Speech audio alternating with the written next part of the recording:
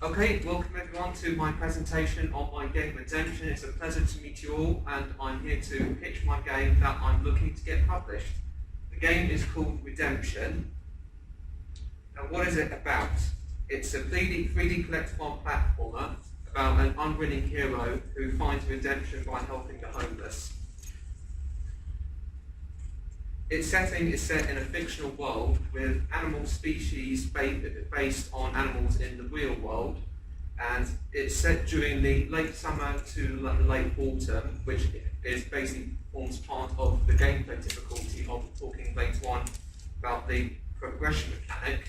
The types of levels that are going to be in my game are going to be set in green foliage areas, desert areas, winter areas to have a variety of gameplay opportunities.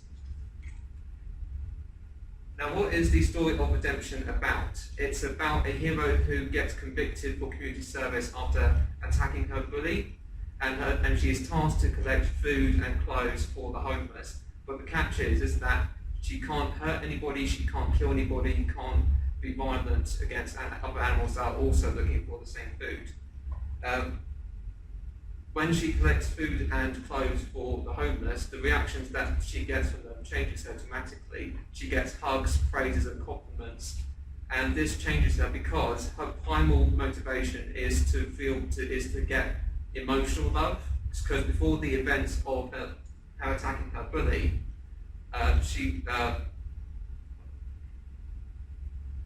before the events of the game, her family didn't give her the emotional support that she wanted all her life, and has a lack of self-esteem, which got to her eventually by her bully.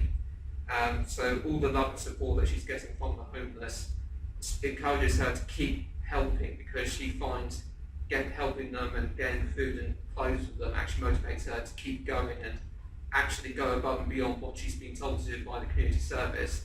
So she goes to food banks and restaurants to convince them that she can be trusted to get food. But the problem is she's a convict, they don't quite trust her, so they ask her to run some errands so that they can trust her. Problem is, they're in locations that she can't reach, so she enlists animals that she's helped already, so that will involve 4 extra playable characters, which I'll be discussing. At the end of the game, my hero will be ambitious enough to open a massive homeless shelter. Think of like the Feast Centre in Spider-Man PS4, and by the very end of the game she'll make amends with her bully and they'll resolve their differences. Now, in terms of enlisting characters, I've decided to do 5 playable characters in the vein of Spyro 3. So these 5 characters have their own unique skill sets. My main character is a squirrel who can collect supplies and organise a team. Second playable character is a mole who can dig underground to access secret areas of levels that my main character has already visited. There's a butterfly who is very vulnerable, a glass cannon, and she can collect food and supplies in stealth sections, so they'll be set at night time. The 4th playable character is a bat, but the twist is that it's blind, so it can't see anything through sight. So there'll be levels that will be based purely on sound design and tracking food and coins through sound. And there'll be a flyable character called an owl who will be swooping down to pick up food and supplies, just like in What Remains of Edith Finch. And that's to basically make the gameplay non-repetitive. Now, what inspired this game? Well, there was 2 main 3D collectathons, New Super Lucky's Tale and Spyro 3. Super Lucky's Tale is the first modern 3D collectathon that I've seen that is rated PEGI free, so it's age appropriate for all audiences. And I want to see, I'm playing it right now currently, and I want to see what design decisions it makes that makes it appeal to all people of all ages. And Spyro 3 has 5 playable characters, and what I find interesting about that is that it's a way to make the gameplay not that repetitive. So you've got the different play styles and different characters to play as. And I have 2 main mechanics. The first one is economy. There are 2 types of collectibles in this game. There's food and there's coins. food is the main mechanic, main collectible that you have to collect in order to progress to other hub worlds. What I've done is I want to make there to be a progress halt in the end of hub level. So if you say you don't get enough of this amount of food, you can't progress to the next hub world because you're not if you just leave the hub world, you're going to be helping all the homeless people that you can. So I'm putting a block at the end of the hub world so that the player is encouraged to go back and keep finding food to help the homeless. So to have positive reinforcement and your goals are positive. And the other collectible is coins. And these coins will be used to buy clothing, but they won't be to customise your player character. It will be to customise the homeless animals that you're helping.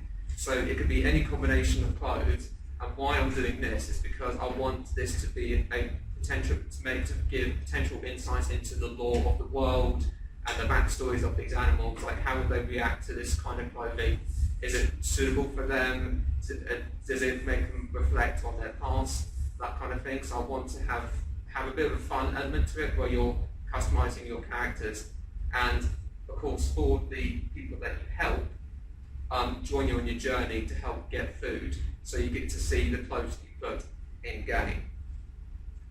And the other mechanic is progression.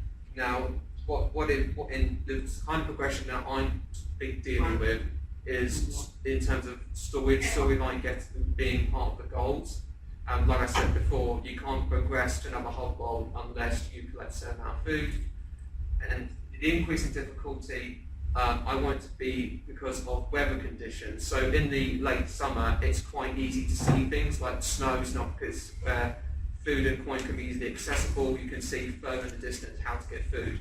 But when you enter desert environments and winter environments, the wind picks up, snow builds up, the sand can move food and objects, food and coins away. So the challenge increases over time as the timeline progresses.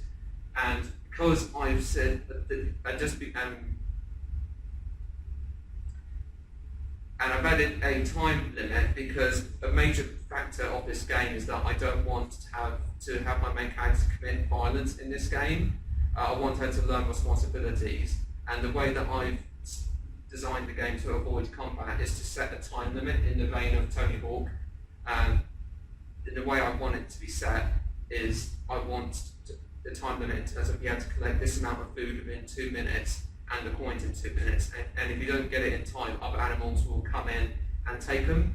So you can do the mission again, but the difference is you have to convince and negotiate with the animals to at least share the stuff that they've taken from you. So it's not like you're coming back and stealing from them, you're negotiating with them and saying, hey, I know you need this, but is there any chance I can use this to help with homeless people?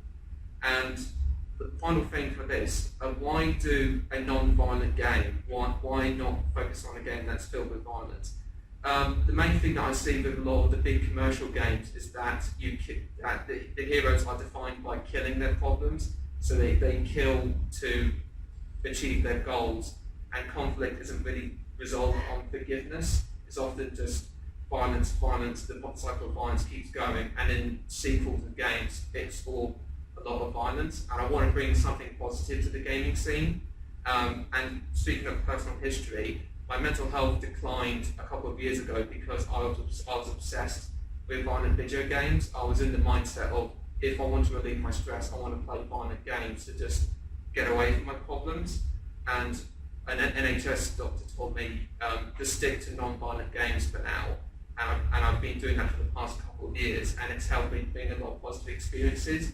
So I want to bring about the theme of connecting people together and helping others to achieve positive outcomes.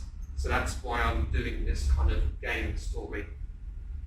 And that's my presentation. Do you guys have any questions? Thank you very much. How do you think, how long was that? I'd say about 10 minutes. 10 minutes exactly. 10 minutes. It's ideal time. Not too short, not too long, just right. Thank you. Very well. I like the project. Wow, it's a very interesting project. I liked the presentation, particularly the further you were in this presentation, I liked it more. Okay, So the best you were and the most convincing are in the last slide. Yes. Okay? Particularly that you told us about your personal perspective, and this was great. This was great. Okay? Yeah. So from a rather weak start, you arrived to a very good ending. Okay? So what you will have to do is to work on this weak start. All right? Mostly because at the start of the presentation, understanding of what kind of a game it is comes but very slowly. Alright, so for a couple of slides, maybe I was a little bit distracted because I had to check the camera, but we'll ask our hope in a minute what are her impressions. But I felt a little bit lost initially. You had a great slide with animal pictures, okay? This came after the first slide, the very first slide. Can you actually go back to the very first slide of your presentation? Yes. No, not the title, after this, okay? This one?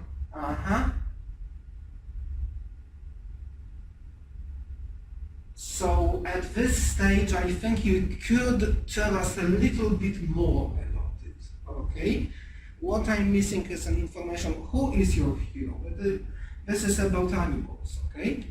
Animals who collect food, because that's the look and feel of the game, right? Without this key information, it's very hard to understand what it is about.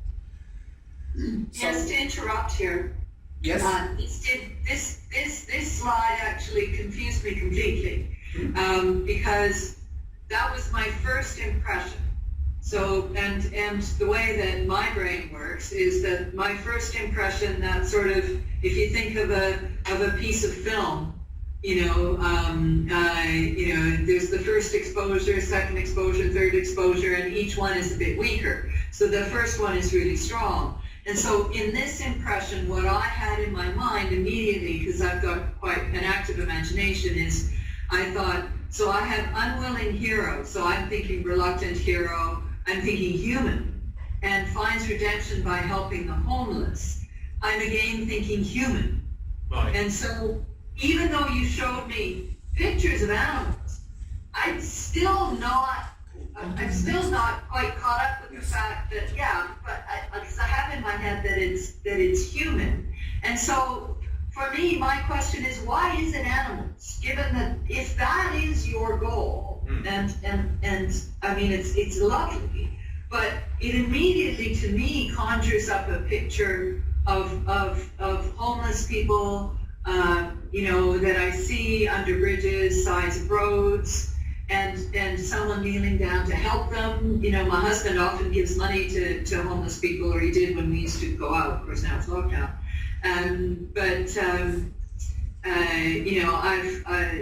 so for me to suddenly have it be animals and then clothes, I think Jarek is very right. You need to say it's animals right at the top if it's important that it's animals. And then I have to ask the question, why isn't it humans?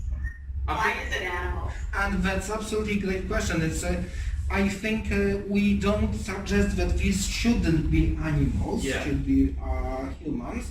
It's just question, why animals? Okay? Cool. Well, my reason for animals is because I want this game to be appealing to all ages, and I think having animals that are cute and fun to look at and to be interested in, I think that will appeal to children as well as adults. So I want to just bring a appeal to everybody. I think with humans it can get quite gritty and depressing if I go that route. That's just my perspective on it. I think with animals you can bring the children in to want to learn more about the story. And Fintan, this is something I think you should tell us. You may say it's not a big difference, but actually this slide was a total surprise for me because I also created some image of this game, and this first slide is quite depressing. Can you go back to this first slide? Unwilling hero, redemption, homelessness, okay, grave problems, challenges, and apparently a challenge the hero here. This first slide is depressing, Okay? So without a clear information straight to the front, but first of all, it's not a game about big challenges of the contemporary world for old people thinking a lot about the challenging problems of the modern world. But this is something that you want to find a way to communicate these problems to children, for example, and perhaps creating this on all age game, which may be tricky, which may be difficult. If you concentrate on younger people, it may be not so much convincing for people even my age, okay? So when I'm about to think about homelessness, I would very naturally ask, why animals? Okay? There are so many homeless people. Right? But I understand your point here to make it better for children, but it has to be, you know, you don't want this contrast, okay? You don't want your audience to think one thing in the slide number 1, and then thinking WTF in the slide second, okay? Slide number 2, which is completely different, all right? And also, aren't animals homeless for a different reason? You know, animals are homeless because humans have moved into their environments, because we're cutting down forests in Brazil, because we're putting too much plastic into the oceans, and so fish are dying, or, you know, or we're polluting areas that used to be salmon fisheries, or, you know, the list is endless. So then it's like, if you're talking about homeless animals and you're trying to educate children, then I think they probably know a great deal, because, you know, there are probably more younger people involved in Extinction Rebellion than older people. Mm-hmm. So I think you're dealing with an audience that is already quite educated on it. And so I'm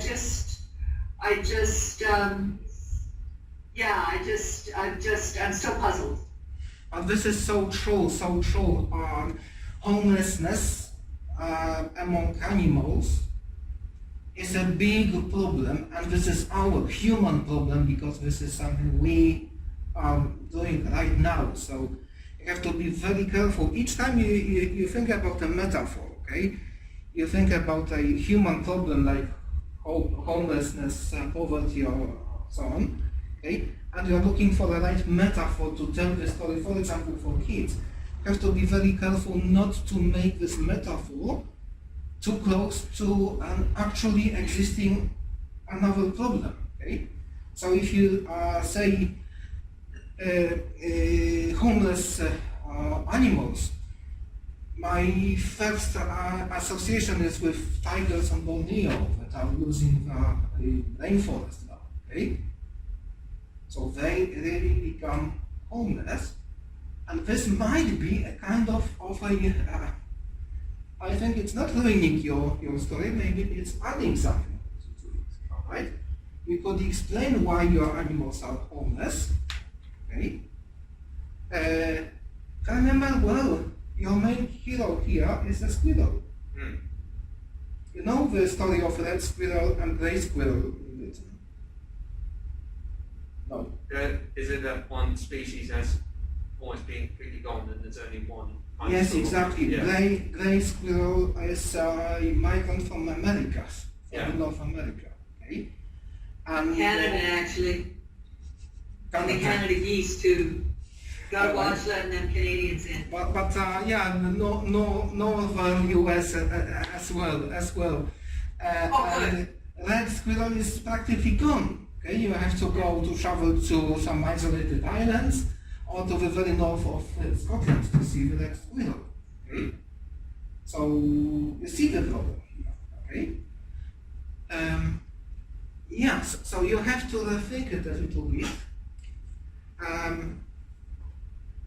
I could see several solutions here to avoid these problems.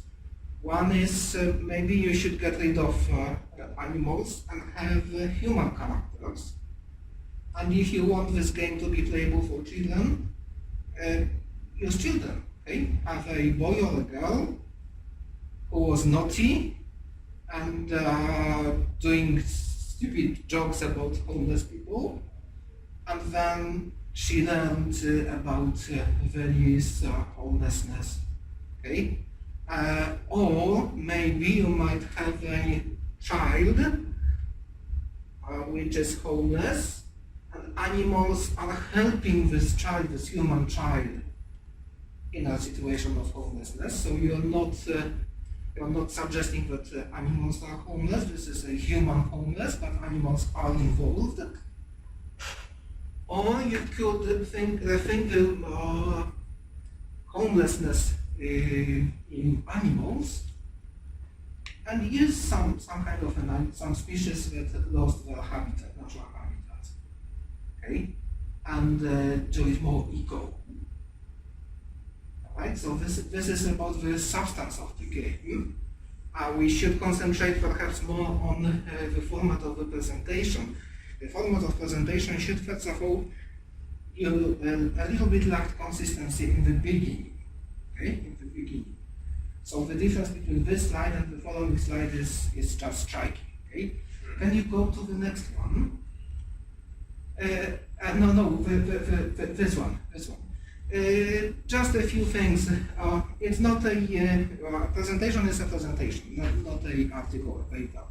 So we normally don't use things like figure 1, figure 2, figure 3. Okay. This should be somehow self-describing. Also, while I like very much that you provide all the information about which game each screenshot is, this text, my screenshot, is not necessary. Okay? Just write the title of the game, everything will be clear. Alright, as I thought whilst you were proceeding with this presentation, it became more clearer. We got gaining understanding what the game is about. Alright, and I liked the personal touch at the end. Alright, so I hope, what would you add, if anything? No, this one, well, at this point I was still quite confused. Animals, humans, so I was still trying to work that out. But no, this one is fine. And what's the next one? Because then my other, so the story, so I can't, At this stage, if I can interrupt you, I was actually thrown from one end to the other end. The first slide told me, oh, it's a depressing story of homelessness. The second slide, oh no, that's a nice story about animals. The third slide knows the word animal here. Okay, again, this is like the very first slide. You even told us something like the story is about a hero. Okay? Every story is about a hero. You lost the opportunity to tell us who this hero is. Okay? So it was lacking some consistency at this stage, right? Hope? This made me think it was a human, because we have she. And so then I thought, okay, so they're humans. So then I got quite confused in terms of, is it humans, is it animals, what? So, and I couldn't hear absolutely everything because of the face mask, and I can't read it that well. So at this point I thought, well, I'm confused. And then the next slide with the 5 playable characters, that's, how will that work? My idea would be the main character would recruit these 5 different kinds of animals, and there'll be levels that are tailored to their play style.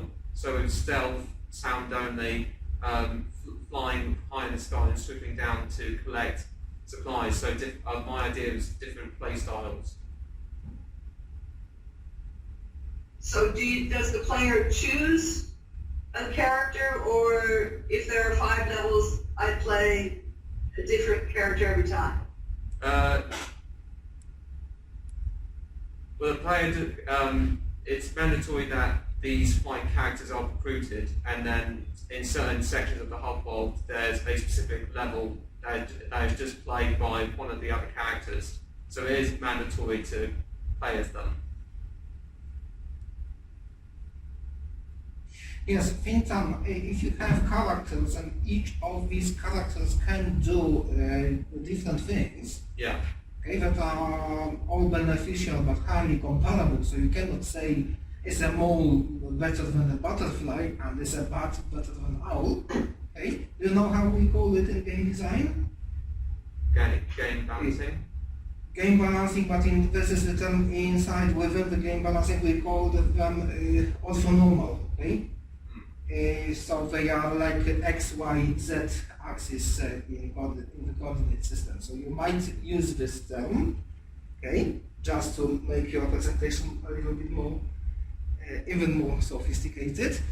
And also, later on when you talk about economy, okay, because you have 5 different animals, and the food is different in case of each of these species. Right? So your economy becomes much more complicated, but also creates a lot of opportunities, because instead of just abstract food, you have squirrel food, so nuts and this kind of stuff, some worms for the mole, flower, nectar for butterfly, and so on and so on. So each species is collecting a different food supply.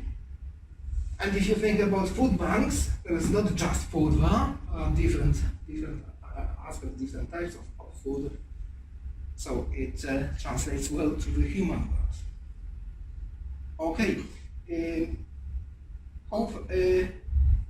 Anything to conclude, because we are spending a lot of time on Fintan now. I think it's.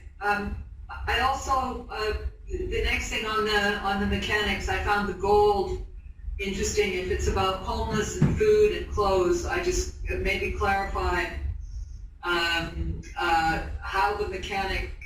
The gold seemed to me to stick out, so just not maybe bring a bit more clarity and detail to that would be helpful, because they're going to revise this, right, Jarek? Yes. Did you have gold? Gold, yeah, coins. Coins, yeah. Coins are fine. Coins are kind of a game lingua franca, so it's understandable, I would say. Any of you have questions, comments, remarks? But you can put something else that I can say, just replace the gold with something else, like something which suitable with food, or something which suitable with like water or something like that. Mm-hmm. So you're asking if I'd add water to it? You are collecting goals or coins now, so you just put something different object which is suitable to homeless also, and is giving you something like that. It's same functionality as gold giving you, same functionality with some different object, something like a water bottle and like something just bring reference. Yeah. Different object. Yeah, I did wrong there. Yeah. I have a question. Yeah. Because it's going to be collectathon, but it's a non-violent period. Yeah. If you look at a lot of the, I guess, popular collectathon games, a lot of them have some sort of like attacking mechanic. And if you don't want to include something like that, do you think that's going to kind of detract from some of the challenge of, I assume it's a platform like collectathon, right? So you're just trying to, is it more like puzzle based in order to progress rather than just like, oh, there's an enemy in the way, defeat it, and then get there, or solve a puzzle, and then that unlocks like a platform that was there before kind of thing. Yeah, but it is certainly a risk that I'm taking by taking away the element of most platformers of attacking enemies. That is certainly a risk that I'm going to take away the challenge of it.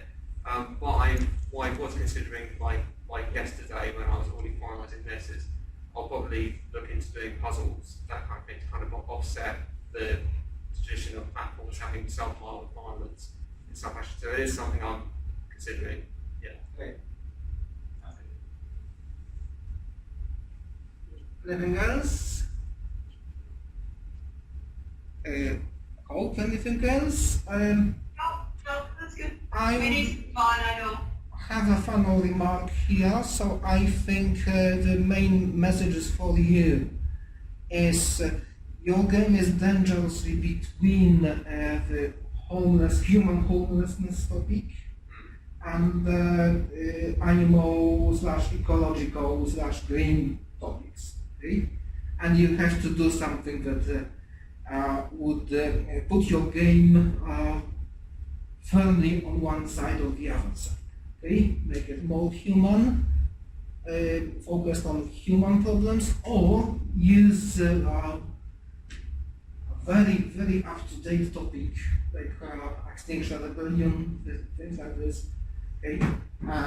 And do it more green, maybe. Okay? That's one thing.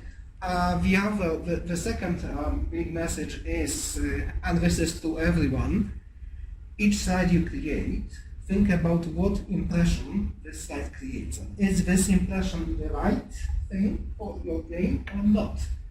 Okay? And when you create another side, think if it is consistent with the previous one, okay? Or maybe some kind of a surprise, alright? So misleading information on one side can be resolved on another side, but we shouldn't be, just thrown from one idea to another idea, okay? So in this case, I didn't know whether it is a depressing game about human problems or a joy game about animals. And one thing also to everyone, our role here is to destroy your projects, okay? We try to be really critical, okay? So don't worry if you feel that your project has been smashed today. It's only for your benefit, okay? So that you can think about it, think about the critique you received, and create something even better, okay? In general, I feel that I like the idea. I see cavities in this game idea, but I also feel the potential in it. Alright, so I'm more positive than negative, but of course you'll get more benefit from my critical remarks, not just by saying how I like the idea. Alright, so thank you very much. Thank you. Can I just ask a question? Yes? And that is, given that it's 3:30 and we have 4 presentations, we're not going to actually get through, because we're giving a lot of feedback, we're not going to get through 2 sets of presentations, are we? That's the least of my concerns if we... Oh, I know, but the reason I just want to say is because if Fintan isn't going to go away and quickly redo his presentation, but he's going to do some more thinking on this, then my feedback, my feed forward would be at the very end, when you started talking about your own personal struggle with games and violence, that is when it became very interesting. Because you were our damaged hero, standing up, giving the presentation. And I think keep coming back to that initial motivation and see how you can articulate those feelings in a game. I think that's more important, and that will give you more of a real design that will touch people and probably take your message further than trying to educate kids or, just by expressing your own experience through a game.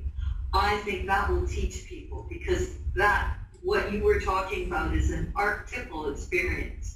And I think just putting that into a game design in whatever way, through animals, through people, whatever, but keep coming back to that emotional core, because that's where the gold is, the real gold, not the game gold. Yeah. So that's my Yes, that's absolutely important.